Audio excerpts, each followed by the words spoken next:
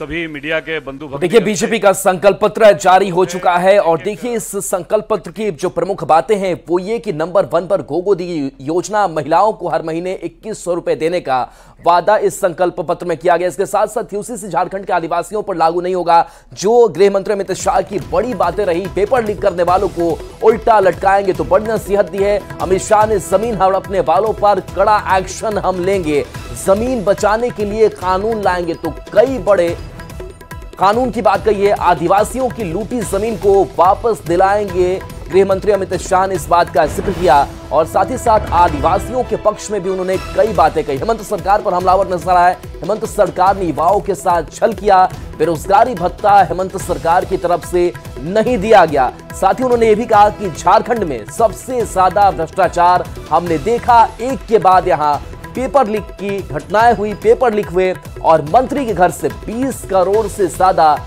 रुपए मिले और इन रुपयों का हिसाब कौन देगा? हेमंत सरकार ने युवाओं के साथ छल किया। तो ये बड़ी बातें जो गृह मंत्री अमित शाह ने आज रखी। इसके साथ साथ घुसपैठ पर भी, डेमोग्राफी पर भी बड़ा जोरदार हमला उन्होंने बोला है।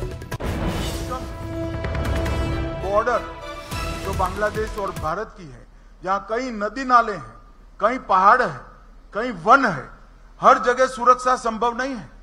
मगर मैं हेमंत बाबू को पूछना चाहता हूं, एक घुसपैठिया अगर झारखंड में घुसता है, आपका पटवारी क्या कर रहा है? आपका कलेक्टर क्या कर रहा है? क्यों पुलिस में कंप्लेन नहीं कर रहा है? क्यों भारत सरकार को कंप्लेन नहीं कर रहा है? यहां भाजपा की सरकार बना दीजिए। हमारे पटवारी से लेकर मुख्यमंत्री सब इनको न केवल रोकेंगे, इनको डिपोर्ट करने का भी काम करेंगे। हेमंत बाबू, जिम्मेदारी से आप भाग नहीं सकते हो। क्या उलझुल सवाल पूछते हो? आपकी कोई जवाबदारी नहीं है। ऐसा कोई मुख्यमंत्री होता है जो राज्य की सीमाओं से घुसपैठ हो और जिम्मेदारी केंद्र पर थोपे? और आपका तो इरादा भी नहीं है। जब झारखंड हाईकोर्ट ने कहा इसको रोकने का क्या प्रयास करेंगे, आपने शपथ पत्र पर आपकी सरकार ने ना बोला है कि हम नहीं रोकेंगे। मगर अब आपका समय समाप्त हुआ है। भारतीय जनता पार्टी की सरकार बन रही है, हम इसको रोकेंगे भी, चिन्हित भी करेंगे और वापस भी भेजने का काम भारतीय जनता पार्टी की। अमित भाई, आपने बार बार अंडरलाइन किया कि यूसीसी से ट्राइबल्स को बाहर रखा जाएगा, आपने 1-2 बार दोहराया। अमित भाई, कई ऐसे और भी स्टेट्स हैं जहां ट्राइबल्स की साइजेबल पॉपुलेशन है। देखिए, मैं बता देता हूं, उत्तराखंड में एक मॉडल भारतीय जनता पार्टी सरकार ने देश के सामने रखा है। उसमें हमने ट्राइबल्स को, उनके रीति रिवाजों को, इनके संस्कारों को और उनके कानूनों को पूर्णतया यूसीसी से बाहर रखा है। भारतीय जनता पार्टी देश भर में जहां यूसीसी लाएगी, हम ट्राइबल को एक्सक्लूड कर यूसीसी का इंप्लीमेंटेशन करेंगे। इसमें कोई कंफ्यूजन नहीं। अमित भाई, आनंद हो, टीवी 9 भारतवर्ष से। एक एफिडेविट सामने आया है हेमंत सोरेन का, जिसमें उनकी उम्र जो है 5 साल में 7 साल बढ़ गई है। तो क्या ये एक महज गलती है या फिर कुछ और इसके पीछे आप देखते हैं? अब वो तो मैं मानता हूं कि चुनाव आचार संहिता लग चुकी है, मगर मॉरल ग्राउंड पर हेमंत बाबू ने ही इसका घोषणा करना चाहिए। जनता को सच्ची जन्मतिथि बताने का दायित्व तो उनका खुद का है। नमस्कार अमित शाह जी, दीपक कशिश न्यूज से।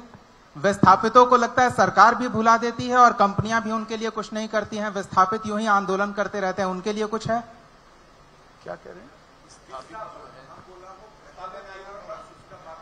इसके लिए हमने हमारे घोषणा पत्र में आयोग बनाने का फैसला किया है और इस समस्या का सभी प्रकार के रास्तों का वो आयोग संपूर्ण विचार कर एक नई नीति बनाएगा। अमित भाई, मैं रविकांत राय हूं, टाइम्स नाउ नवभारत से।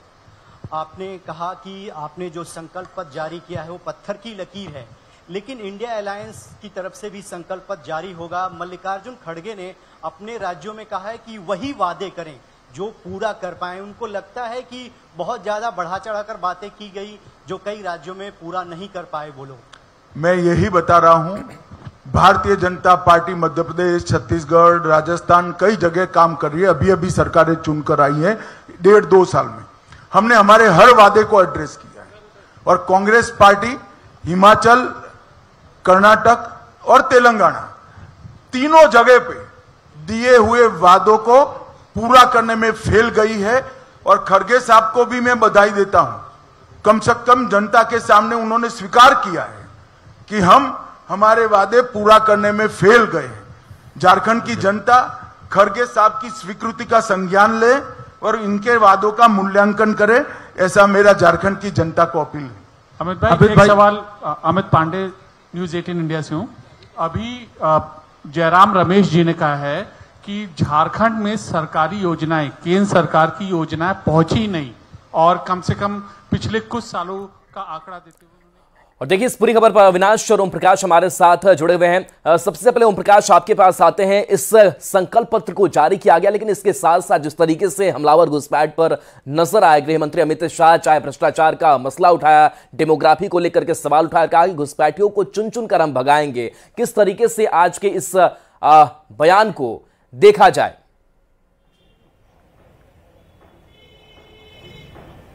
जी बिल्कुल, अगर बात की जाए तो संथाल में जिस तरह से घुसपैठ हुई है, वो लगातार उस मुद्दे को लेकर जो बीजेपी है वो लगातार हमलावर रही है।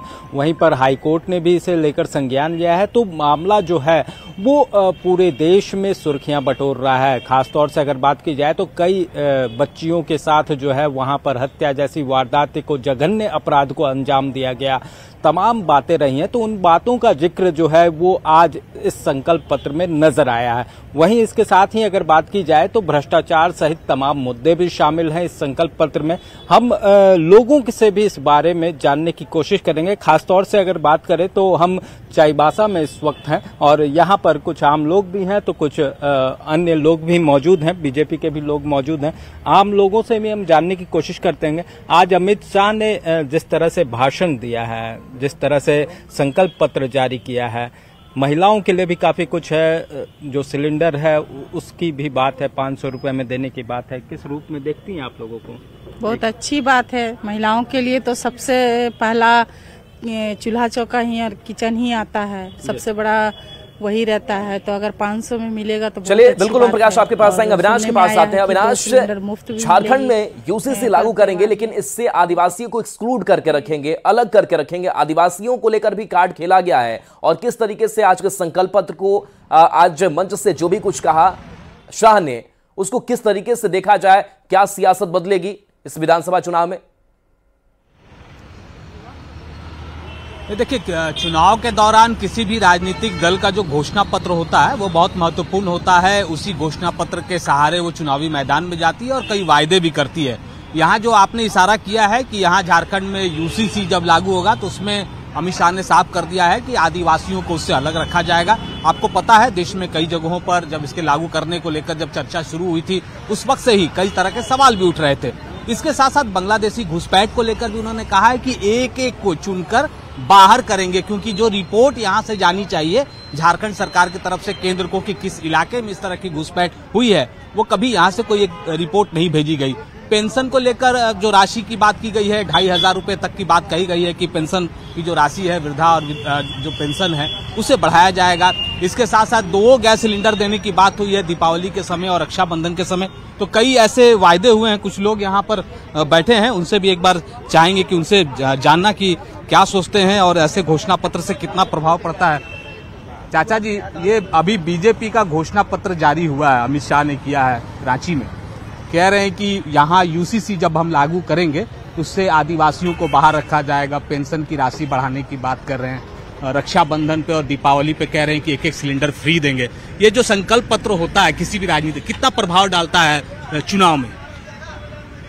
चुनाव में कितना प्रभाव डालेगा? बाबूजी आप देख लो, चुनाव भी चॉकलेट कहेंगे इसको। चुनाव के टाइम में कोई घोषणा को हम लोग कामयाब नहीं मानेंगे।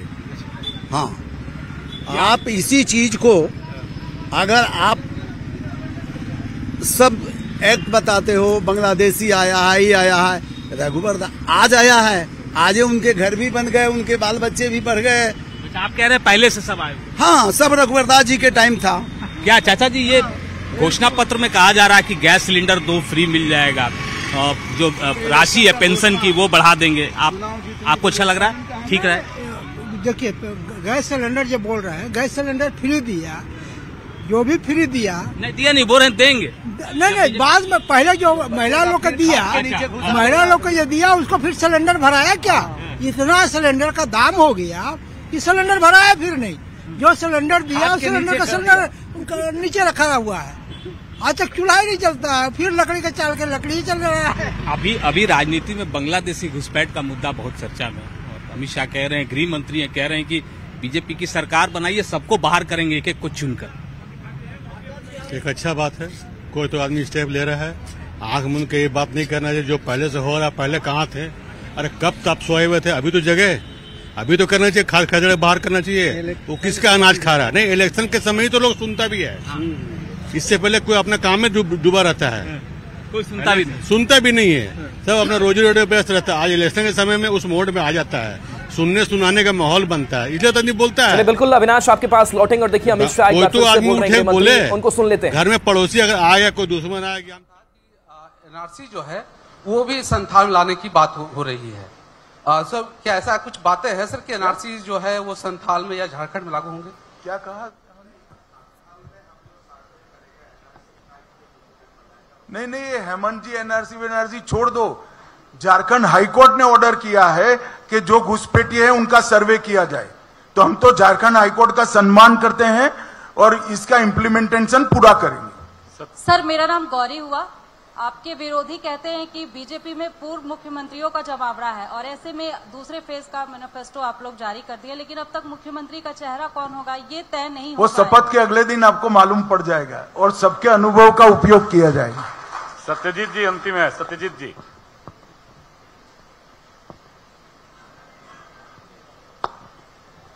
हेलो सर, जेपीएससी झारखंड रघुवर दास की भी सरकार आई तो जेपीएससी में वही ढूल मुल रहा।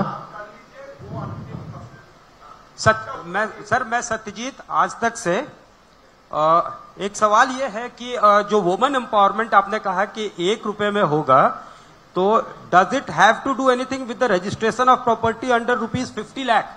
इसको प्लीज थोड़ा सा एक्सप्लेन कर पाएंगे? नहीं, मैंने यही कहा 50 लाख से कम मूल्य की सभी संपत्तियां जो महिलाओं के नाम से रजिस्ट्री होगी उसको 1 रुपये में हम करेंगे। अब कोई कंफ्यूजन है?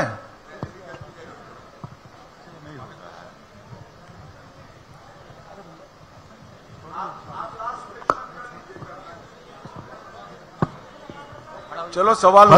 सर, एक आखिरी सवाल है सर। एक आखिरी सवाल सर। जैसे